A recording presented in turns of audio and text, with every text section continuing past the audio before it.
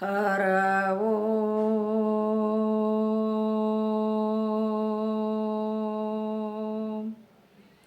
ಗುರುರ್ಬ್ರಹ್ಮ ಗುರುರ್ವಿಷ್ಣು ಗುರುದೇವೋ ಮಹೇಶ್ವರ.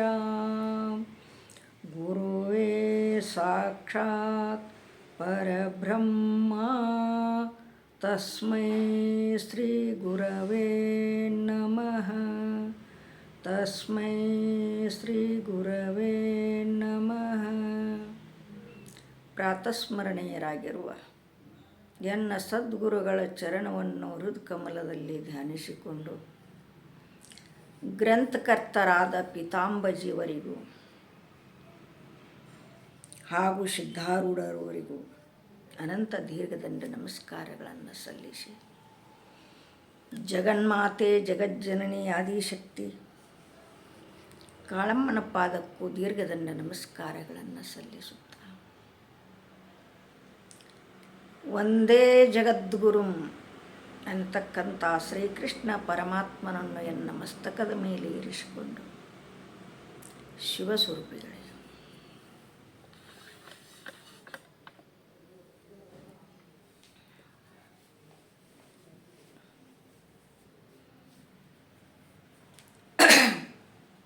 ವಿಚಾರ ಚಂದ್ರೋದಯದಲ್ಲಿ ಪೀತಾಂಬಜಿಯವರು ಇಲ್ಲಿವರೆಗೆ ಏನು ಹೇಳಿಕೊಂಡು ಬಂದರು ಅಂತ ಕೇಳಿದರೆ, ಒಂದನೇ ಕಲದಲ್ಲಿ ಉಪದ್ಘಾತ ವರ್ಣನೆಯನ್ನು ಹೇಳಿದರು. ಬ್ರಹ್ಮಜ್ಞಾನಂದರೇನು, ಅದು ಎದರಿಂದ ಅಕ್ಕದ, ಇನ್ನು ಪರೋಕ್ಷ ಜ್ಞಾನ ಅಂದರೆ ಏನು, ಅಪರೋಕ್ಷ ಜ್ಞಾನ ಅಂದರೆ ಏನು, ಅದೃಢ ಅಪರೋಕ್ಷ ಜ್ಞಾನ ಅಂದರೇನು, ಅದರ ಸ್ವರೂಪ, ಅದರ ಹೇತು.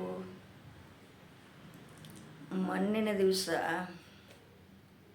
ಹೇತು ಹಾಕೋದು ಬಿಟ್ಟು ಫಲ ಹಾಕ್ಯಾರ. ನಿಮಗೆಲ್ಲರಿಗೂ ನಾನು ಕ್ಷಮೆಯನ್ನು ಬೇಡುತ್ತಾನೆ. ಯಾಕೆ ಸಾಲಿ ಬಾಳಾಗಿಲ್ಲ, ನನಗೆ ಹಾಕಕ್ಕೆ ಬರಂಗಿಲ್ಲ, ಹಾಕಿಸ್ತಾನೊಬ್ಬರ ಕಡೆಯಿಂದ. ಆದ ಕಾರಣಕ್ಕಾಗಿ ತಪ್ಪು ತಿಳಿಬೇಡ್ರಿ. ಹೇತು ಹಾಕೋದು ಹೋಗಿ ಫಲವನ್ನು ಹಾಕ್ಯಾರ. ಇಂದ ಅದೃಢ ಅಪರೋಕ್ಷ ಜ್ಞಾನದ ಫಲವನ್ನು ಹೇಳುವವರಿದ್ದಾರೆ ಪುಣ್ಯಾತ್ಮರೇ. ಅದು ಯಾವುದು?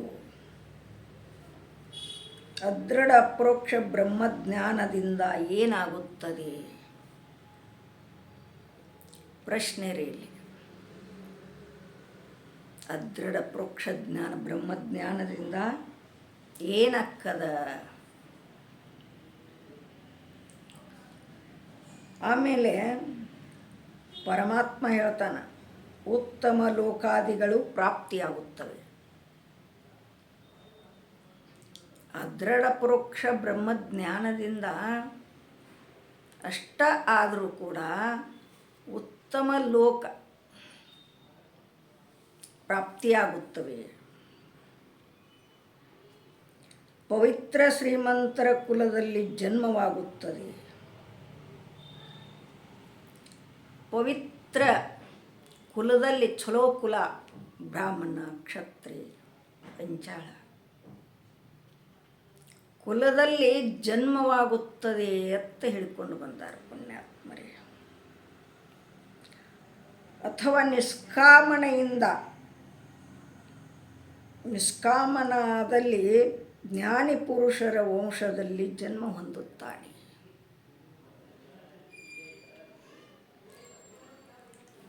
ಈ ಬ್ರಹ್ಮಜ್ಞಾನಕ್ಕೆ ಬಂದ ಅರ್ಧ ಮುರ್ಧ ಕಲ್ಕೊಂಡು ಅದೃಢ ಅಪರೋಕ್ಷ ಜ್ಞಾನ ಮಾಡಿಕೊಂಡಂಥ ಪುಣ್ಯಾತ್ಮ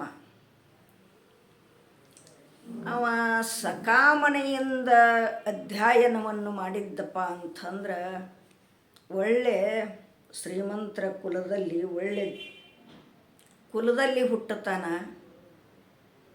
ಇನ್ನು ನಿಷ್ಕಾಮದಿಂದ ಯಾವುದು ಫಲ ಬೇಡಿಕೆ ಇರಲಾರದ ಈ ಉಪದೇಶವನ್ನು ಪಡೆದದ್ದಂದ್ರೆ ಅವನು ಜ್ಞಾನಿ ಪುರುಷರ ವಂಶದಲ್ಲಿ ಜನ್ಮವನ್ನು ಹೊಂದುತ್ತಾನೆ ಅಂತ ಹೇಳಿಕೊಂಡು ಬಂದಾರ. ಗೀತೆಯಲ್ಲಿ ಪರಮಾತ್ಮನು ಹೇಳಿದ್ದೇನೆಂದರೆ, ಶ್ರೀಕೃಷ್ಣ ಭಗವಂತ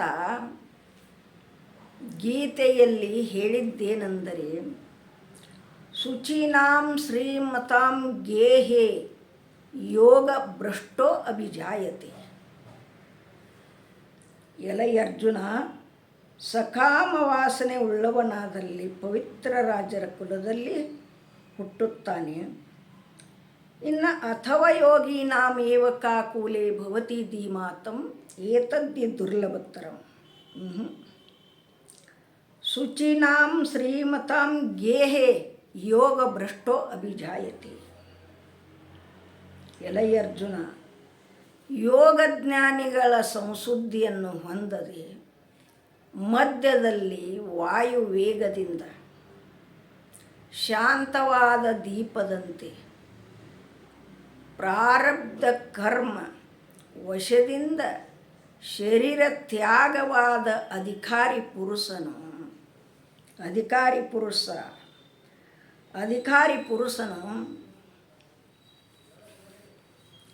ಶಾಂತವಾದ ದೀಪದಂತೆ ಪ್ರಾರಬ್ಧ ಕರ್ಮ ವಶದಿಂದ ಶರೀರ ತ್ಯಾಗವಾದ ಅಧಿಕಾರಿ ಪುರುಷ ಸಕಾಮ ವಾಸನೆ ಉಳ್ಳವನಾದಲ್ಲಿ ಪವಿತ್ರ ರಾಜರ ಕುಲದಲ್ಲಿ ಜನ್ಮವನ್ನು ಹೊಂದುತ್ತಾನೆ.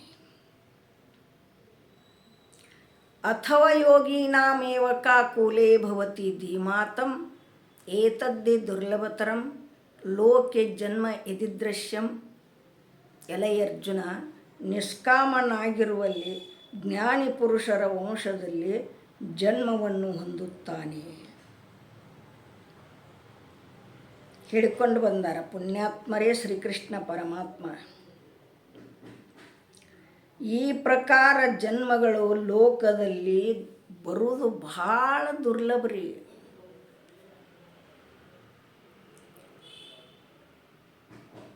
ಭಾಳ ದುರ್ಲಭ. ಈ ಜನ್ಮ, ಮನುಷ್ಯ ಜನ್ಮ ಬರುವುದನ್ನು ಭಾಳ ದುರ್ಲಭ. ಬಂಧದಿಂದ ಸದ್ಗುರುನಾಥನಿಗೆ ಶರಣು ಹೋಗುವುದು ಅತಿ ದುರ್ಲಭ. ನೋಡ್ರಿ, ಗುರುಗಳ ಹಂತೇಲಿ ಬಂದು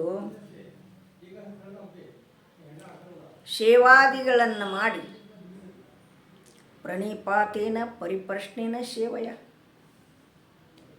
ಉತ್ತಮ ಅಧಿಕಾರಿ ಪುರುಷ, ಜಿಜ್ಞಾಸು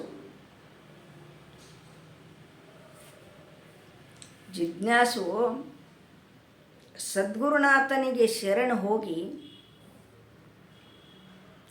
ಪರಿಪಾತೇನ ಪ್ರಣಿಪ್ರಶ್ನೇನ ಸೇವಯ ಅಂಥೇಳಿ 4 ಥರದ ಸೇವಾಗಳನ್ನು ಮಾಡಿ ಅಂಗ ಆಪ್ತ ಸ್ಥಾನ ಸದ್ಭಾವ ಸೇವಾದಿಗಳನ್ನು ಮಾಡಿ ಆ ಸದ್ಗುರುನಾಥನ ಉಪದೇಶವನ್ನು ಪಡ್ಕೊಂಡು ಎಲ್ಲಿತನ ಅದೃಢ ಅಪರೋಕ್ಷ ಜ್ಞಾನತನ ಅದೃಢ ಮಾಡಿಕೊಂಡು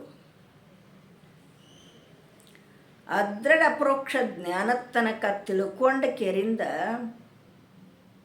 ಆ ಮನುಷ್ಯ ಶರೀರವನ್ನು ತ್ಯಾಗ ಮಾಡ್ತಾನೆ.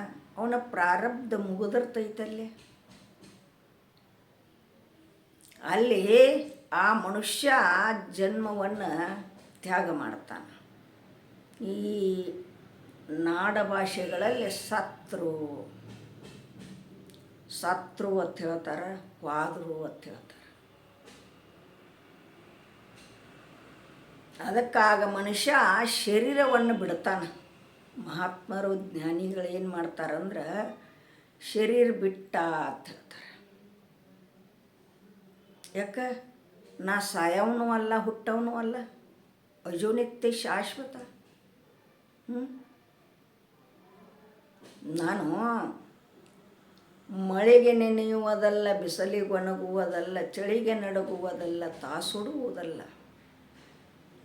ಒಳಗಡಗಿಕೊಂಡಿಲ್ಲ ಹೊರಗೆ ಸುಳಿಯುವುದಲ್ಲ, ಒಳಹೊರ ಒಂದಾಗಿ ತಾ ಬೆಳಗುತ್ತಿರುವುದು. ನಾನು ಸಾಯವನೂ ಅಲ್ಲ, ಹುಟ್ಟವನೂ ಅಲ್ಲ, ಶರೀರ ಬಿಟ್ಟಾರು ಮಹಾತ್ಮರು ಹೇಳ್ತಾರೆ ಈಗ ಮಾತನ್ನು. ಅದಕ್ಕೆ ಅಂಥ ಮನುಷ್ಯ ಶರೀರವನ್ನು ಬಿಟ್ಟದ್ದಾದ್ರೆ ಆ ಮನುಷ್ಯ ಏನಾಗಿ ಹುಟ್ಟುತ್ತಾನಪ್ಪ ಅಂತ ಕೇಳಿದರೆ, ಪುಣ್ಯಾತ್ಮರೇ, ಸಕಾಮಣೆಯಿಂದ ಮಾಡಿದ್ದಪ್ಪ ಅಂತಂದ್ರೆ ಒಳ್ಳೆ ಉತ್ತಮ ಲೋಕ, ಚಲೋ ಲೋಕ, ಪವಿತ್ರ ರಾಜರ ಕುಲದಲ್ಲಿ ಹುಟ್ಟುತ್ತಾನವ. ಸಕಾಮಣೆಯಿಂದ ಮಾಡಿದ್ರೆ, ಆಶೆ ಇಟ್ಕೊಂಡು ಮಾಡಿದ್ರೆ ರಾಜರ ಕುಲದಲ್ಲಿ, ಪವಿತ್ರ ರಾಜರಂದಾರ, ಇಲ್ಲಿ ಹಂಗ ರಾಜರಂದಿಲ್ಲ, ಪವಿತ್ರ ರಾಜರ ಕುಲದಲ್ಲಿ ಜನ್ಮವನ್ನು ಹೊಂದುತ್ತಾನೆ. ಆಮೇಲೆ ನಿಷ್ಕಾಮದಿಂದ ಮಾಡಿದ್ದಪ್ಪ ಅಂತಂದ್ರೆ ಅವ ಜ್ಞಾನಿ ಪುರುಷರ ವಂಶದಾಗ ಹುಟ್ಟುತ್ತಾನ. ಅದಕ್ಕೆ ಶ್ರೀಕೃಷ್ಣ ಪರಮಾತ್ಮ ಈ ಶ್ಲೋಕವನ್ನು ಅರ್ಜುನನಿಗೆ ಬೋಧ ಮಾಡ್ಯಾನ. ಪುಣ್ಯಾತ್ಮರೇ, ಮಾನವ ಕುಲಕ್ಕೆ ಎಲ್ಲರಿಗೂ ಅರ್ಜುನನ ಪುಣ್ಯದಿಂದ ನಿಮಿತ್ತವಾಗಿ ಮಾಡಿದ ಜ್ಞಾನೋಪದೇಶ, ಅದು ರಣರಂಗದಲ್ಲಿ ಅರ್ಜುನನಿಗೆ ಮಾಡಿದ ಉಪದೇಶ ಎಲ್ಲರೂ ತಿಳಿಲಕ್ಕ ಅಲ್ಲಿ ಅಹರ್ಯರಿದ್ದರಿಕ್ಕಿಲ್ಲ. ಹುಣಸಿಯ ಗಿಡ ಹೂವಾಗೈತಿ, ಹೂವಾದದ್ದೆಲ್ಲ ಕಾಯಾಗಬಲ್ಲದೆ ಎಷ್ಟೋ ಉದುರು ಹೊಕ್ಕಾವ, ಕಡಲು ಉದುರ್ತಾವ, ಸಣ್ಣಗಿರ್ತಾವ. ಆರಿಸ್ತಿದ್ವಿ ನಾವು ಕಡಗ್ಲ ಅಂತೇಳಿ ಉಪ್ಪಾಕಿ ಜಜ್ಜೋದು ತಿನ್ನೋದು. ಹಂಗೆ ಎಷ್ಟೋ ಕಡಗ್ಲ ಉದುರ್ತಾವ, ಹೂ ಉದುರ್ತಾವ. ಎಷ್ಟು ಗಟ್ಟಿಮುಟ್ಟಾಗಿ ಇರ್ತಾವಲ್ಲ ಅವು ಕಾಯಕ್ಕವ. ಹುಣಸಿ ಕಾಯಾಗಿ ಅಷ್ಟ ಉಳಿತಾವ ಗಟ್ಟಿಯಾಗಿ. ಆದ ಕಾರಣಕ್ಕಾಗಿ ಅಲ್ಲಿ ಅಕ್ಷೋಹಿಣಿಯಲ್ಲಿ ರಣರಂಗದಲ್ಲಿ ಯಾರಿಗೂ ತಿಳಿಲಿಕ್ಕೆ ಆಗಲಿಲ್ಲ. ಅರ್ಜುನ ಒಬ್ಬ ತಿಳ್ಕೊಂಡ. ಅರ್ಜುನ ಒಬ್ಬ ತಿಳ್ಕೊಂಡದ ಪುಣ್ಯದಕ್ಕಾಗಿ ಪರಮಾತ್ಮ ಈ ಮಾನವ ಕುಲಕ್ಕೆಲ್ಲ ಎಲ್ಲರಿಗೂ ಅಮೃತವನ್ನು ಸವಿಬಡಿಸ್ಯಾನ. ಇದನ್ನು ಸವ್ಯಾಕೆ ನಾವು ತಯಾರಿಲ್ಲ. ಅದಿವೇನ್ರಿ?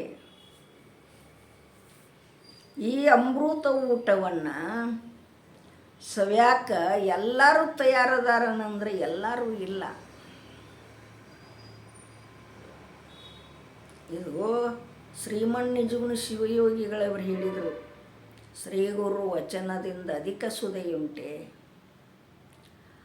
ಅದಕ್ಕಿಂತಲೂ ಅಮೃತವಾದದ್ದು ಇನ್ನೊಂದು ಐತೇನು ಅಂತ ಕೇಳಿದ್ರು ಅವರು. ಎಲ್ಲವೇ ಇಲ್ಲ. ಹಂಗೆ ಈ ಮಾನವ ಕುಲಕ್ಕೆಲ್ಲ ಈ ಅಮೃತ ಸುದೆಯನ್ನು ಬಡಿಸಿರತಕ್ಕಂಥ ಶ್ರೀಕೃಷ್ಣ ಪರಮಾತ್ಮ, ಅವನಿಗೆ ಅನಂತ ಕೋಟಿ ದೀರ್ಘದಂಡ ನಮಸ್ಕಾರಗಳನ್ನು ಸಮರ್ಪಿಸಿ ಮಸ್ತಕದ ಮೇಲೆ ಇರಿಸ್ಕೊಂಡಣ್ಣ ಪರಮಾತ್ಮನನ್ನು. ಪುಣ್ಯಾತ್ಮರೇ ಹೇಳಲಿಕ್ಕೆ ಕಾರಣ ಏನಂದ್ರೆ,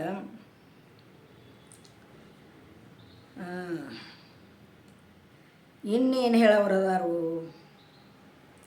ಅದೃಢ ಪ್ರೋಕ್ಷ ಬ್ರಹ್ಮಜ್ಞಾನ ಯಾವಾಗ ಪೂರ್ಣ ಆಕ್ಕತಿ?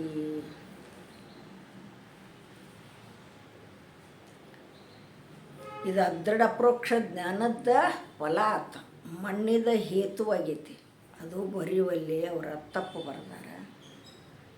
ಇದು ಫಲ ಆತು. ಇನ್ನು ಅದೃಢ ಪ್ರೋಕ್ಷ ಜ್ಞಾನದಿಂದ ಏನಾಗುತ್ತದೆ ಎತ್ತ ಪ್ರಶ್ನೆ ರೀ ಇಲ್ಲಿ ಪುಣ್ಯಾತ್ಮರೇ. ಅದೃಢ ಪ್ರೋಕ್ಷ ಬ್ರಹ್ಮಜ್ಞಾನದ ಅವಧಿ ಅಂತ ಹೇಳ್ಯಾರ ಇಲ್ಲಿ. ಅವಧಿ ಇದು ಬ್ರಹ್ಮವು ಸಚ್ಚಿದಾನಂದ ಸ್ವರೂಪವೆಂಬ ವಿಶೇಷಣಗಳು ಅಪರೋಕ್ಷ ಭಾಷ್ಯವಾದಾಗ ಸಂಶಯವು ಮತ್ತು ವಿಪರೀತ ಭಾವನೆಗಳು ಸದ್ಭಾವ ಮೂಲಕ ಉಂಟಾದಲ್ಲಿ ಅದೃಢ ಪರೋಕ್ಷ ಬ್ರಹ್ಮಜ್ಞಾನ ಪೂರ್ಣ ಆಕ್ಕತಿ. ಇಲ್ಲಿ ಹೇಳ್ಕೊಂಬಂದಾರ ಪೂರ್ಣ ಆಗಬೇಕಾಗಿತ್ತಂದ್ರೆ ಹೆಂಗೆ ಪೂರ್ಣ ಆಕ್ಕತ್ರಿ ಅಂತ ಕೇಳಿದ್ರೆ, ಬ್ರಹ್ಮವು ಸಚ್ಚಿದಾನಂದ ಸ್ವರೂಪವೆಂಬ ವಿಶೇಷಣಗಳು ಅಪರೋಕ್ಷ ಭಾಷ್ಯವಾದಾಗ ಸಂಶಯ ಮತ್ತು ವಿಪರೀತ ಭಾವನೆಗಳ ಸದ್ಭಾವ ಮೂಲಕವಾಗಿ ಉಂಟಾದಲ್ಲಿ ಅದೃಢ ಪರೋಕ್ಷ ಬ್ರಹ್ಮಜ್ಞಾನವು ಪೂರ್ಣವಾಗುತ್ತದೆ. ಅವೆರಡು ಉಳಿದ ಬಿಟ್ಟವ್ರಿನ ಯಾವುವು? ಸಂಶಯ ವಿಪರೀತ ಭಾವನೆ, ಜೀವ ಬ್ರಹ್ಮರ ಭೇದ ಸತ್ಯವೋ ದೇಹಾದಿಕ ಪ್ರಪಂಚವು ಸತ್ಯವಾದದ್ದು. ಹೀಗೆಂಬ ವಿಪರೀತ ನಿಶ್ಚಯವು ವಿಪರೀತ ಭಾವನೆ ಅನಿಸ್ತತಿ. ಇಲ್ಲಿ ಸಂಶಯ ಬದ್ಧತಿ. ಹೆಂಗೆ ಸಂಶಯ? ದೇಹಾದಿಕ ಪ್ರಪಂಚ ಸತ್ಯತೋ ಹಿಂಗೆ ಎರಡು ಪ್ರಕಾರ ಅದಾವ. ಏನು? ಎರಡು ಸಂಶಯಕ್ಕೆ ಅಸಂಭಾವನಾ, ಸಂಶಯವೊಂದ ಅಸಂಭಾವನ ಎಂಬ ಹೆಸರು. ಹೀಗೆಂಬ ಪ್ರೀತ ನಿಶ್ಚಯವು ವಿಪರೀತ ಭಾವನೆ ಅನ್ನಿಸ್ತದೆ. ಈ ಎರಡು ಪ್ರಕಾರ ಸಂಶಯ ಭಾವನೆಗಳು ಜ್ಞಾನಕ್ಕೆ ಪ್ರತಿಕೂಲವೆನಿಸುತ್ತವೆ. ಇದು ಪೂರ್ಣ ಆಗಬೇಕಾದ್ರೆ ಎರಡು ಉಳ್ಕೊಂಡಂಗೆ ಆತ್ರಿ ಇದು, ಹೌದಲ್ಲ? ವಿಪರೀತ ಸಂನಿಷ್ಠ ವಿಪರೀತ ಭಾವನೆ, ವಿಪರೀತ ಯಾವ ಸಂಶಯ ಅಂತ ಕೇಳಿದ್ರೆ ಅಲ್ಲೇನು ಹೇಳಿದರು? ಪ್ರಮೇಯಗತ ಸಂಶಯ ಅಂತ ಅಲ್ಲಿ ಹೇಳಿದರು. ಎಲ್ಲೇ ಹಿಂದೆ. ಈಗ ಪ್ರಮಾಣಗತ ಸಂಶಯವು ಶಾಸ್ತ್ರ ಶ್ರವಣದಿಂದ ನಿವೃತ್ತಿ ಆಕ್ಕತಿ. ಜ್ಞಾನಕ್ಕೆ ಪ್ರತಿಕೂಲ ಆಗ್ಯಾವ ಇವು. ಪ್ರತಿಕೂಲ ಆದ್ದರಿಂದ ಇಲ್ಲಿ ಯಾವಾಗ ಪೂರ್ಣ ಆಕ್ಕತಿ ಅಂತ ಕೇಳಿದ್ರೆ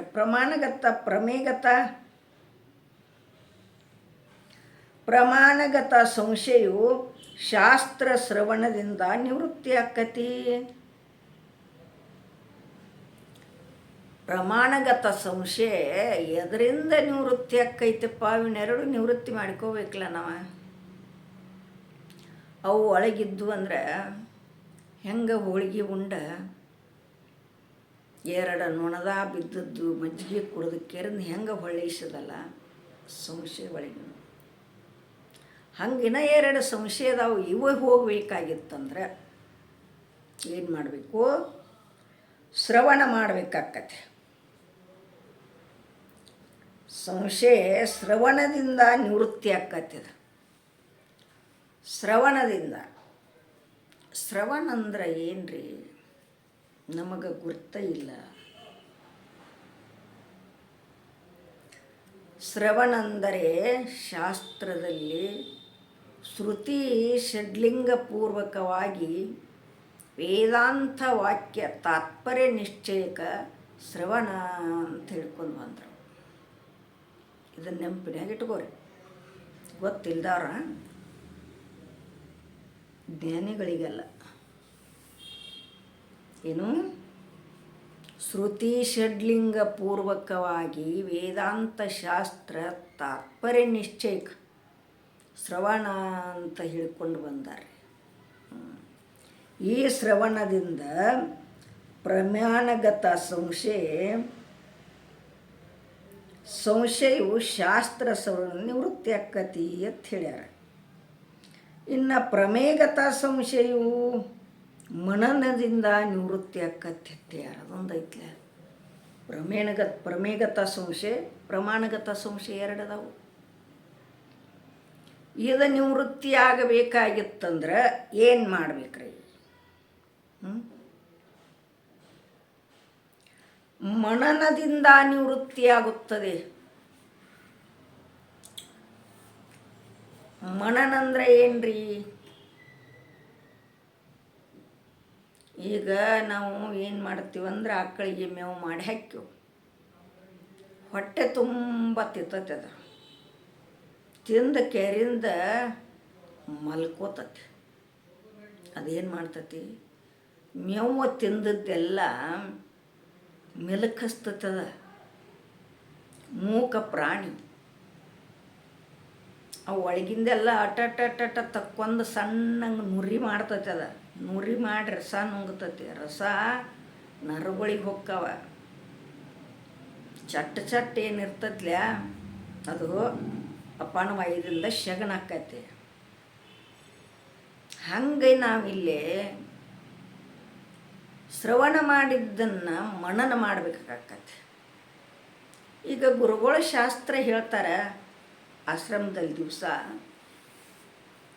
ಅದನ್ನು ಕೇಳಿದ್ದನ್ನು ಒಳಗೆ ಮನನ ಮಾಡೋದು. ಅದನ್ನು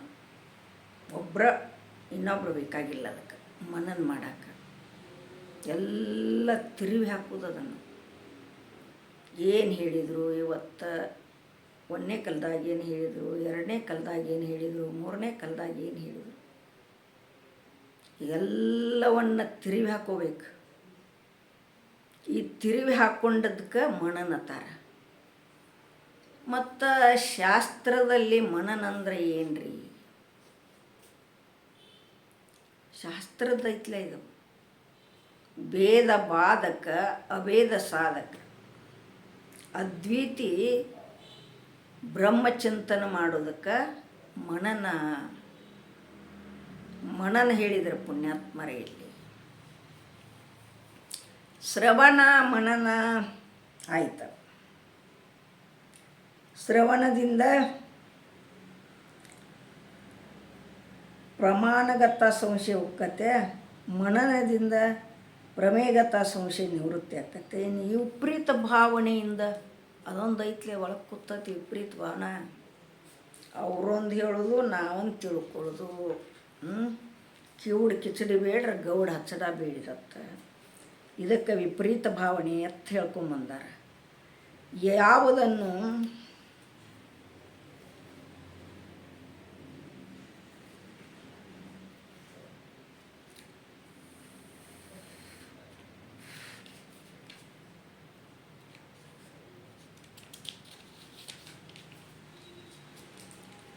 ಇಲ್ಲಿ ಪ್ರಶ್ನೆ, ದೃಢ ಅಪರೋಕ್ಷ ಬ್ರಹ್ಮಜ್ಞಾನ ಅಂದರೇನು? ಆ ದೃಢ ಅಪರೋಕ್ಷ ಜ್ಞಾನ ಪೂರ್ತಿ ಆತ.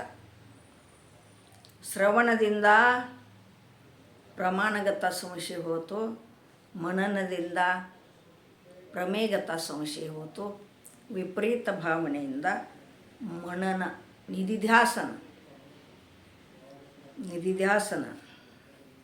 ಅದು ನಿಧಿಧ್ಯಾಸನ ಅಂದರೆ ಏನ್ರಿ? ವಿಪರೀತ ಭಾವನೆಯಿಂದ ನಿಧಿಧ್ಯಾಸನ ನಿವೃತ್ತಿ ಆಕೈತೆ. ಯಾರಲ್ಲಿ ಅದು ನಿಧಿಧ್ಯಾಸನ ಅಂದ್ರೆ ಏನ್ರಿ? ಅನಾತ್ಮ ಆಕಾರ ವೃತ್ತಿ ತ್ಯಾಗ ಮಾಡೋದು. ಅನಾತ್ಮಗಳು ಆತ್ಮನ ಬಿಟ್ಟು ಉಕ್ಕಿದು ಯಾವುದಾವಲ್ಲ, ನಾವು ಅವನ ಮನನ ಮಾಡ್ತಿರ್ತೀವಿ. ಪ್ರಪಂಚದೊಳಗೆ ಏನು ಮಾಡಬೇಕು, ಏನು ಬಿಡಬೇಕು, ಹೆಣ್ಮಕ್ಳ ಅಡುಗೆ ಹಿಂದೇನು ಮಾಡಬೇಕು, ನಾಳೆ ಏನು ಮಾಡಬೇಕು, ಸಂಜೆಗೆ ಏನು ಮಾಡಬೇಕು, ಇದನ್ನು ತಿರುಗಿ ಹಾಕೋತಾವೆ. ಗಂಡ್ಮಕ್ಳು ನಾಳೆ ಏನು ಕೆಲಸಕ್ಕೆ ಹೋಗಬೇಕು, ನೌಕರದಾರ ನಾಳೆ ಅಲ್ಲಿ ಹೋಗಿ ಏನು ತಗೋಬೇಕು, ಜಜ್ಮೆಂಟ ಅವ್ರದ್ದು ಹಿಂಗಿರ್ತದೆ. ಅದಕ್ಕೆ ಇದನ್ನೆಲ್ಲ ಅನಾತ್ಮ ಆಕಾರ ವೃತ್ತಿ ತ್ಯಾಗ ಮಾಡಿದ್ರಿ. ಆತ್ಮ ಆಕಾರ ವೃತ್ತಿ ಆಗೋದು. ಆತ್ಮ ಆಕಾರ ಅಂದರೆ ಪರಮಾತ್ಮನ ಕೂಡ ಏಕತ್ವ, ಮನಸ್ಸನ್ನು ಚಿತ್ತನ್ನು. ಅನಾತ್ಮಾಕಾರ ವೃತ್ತಿ ತ್ಯಾಗ, ಆತ್ಮ ಆಕಾರ ವೃತ್ತಿ ಪ್ರಭಾವ ರೂಪ ಪ್ರವರ್ಧನಕ್ಕೆ ಇಲ್ಲೇ ನಿಧಿಧ್ಯಾಸನ ಅಂತ ಹೇಳ್ಕೊಂಬಂದಾರ ಪುಣ್ಯಾತ್ಮರೇ. ಸಾಕಿಷ್ಟ. ಯಾಕಂದ್ರೆ ನೀನು ಮುಂದಿಂದು ನಾಳೆಗೆ ಹೇಳು. 2 ಪುಷ್ಪಗಳನ್ನು, ಈ 2 ತೊದಲ ನುಡಿಗಳನ್ನು ಸದ್ಗುರುನಾಥನ ಪಾದಕ್ಕಿಟ್ಟ ಮುಗಿಸ್ತಾ ಇದ್ದೇನೆ. ತತ್ಸತ್ಪರ ಬ್ರಹ್ಮಣೇ ನಮಃ. ಹರಿ ಓಂ.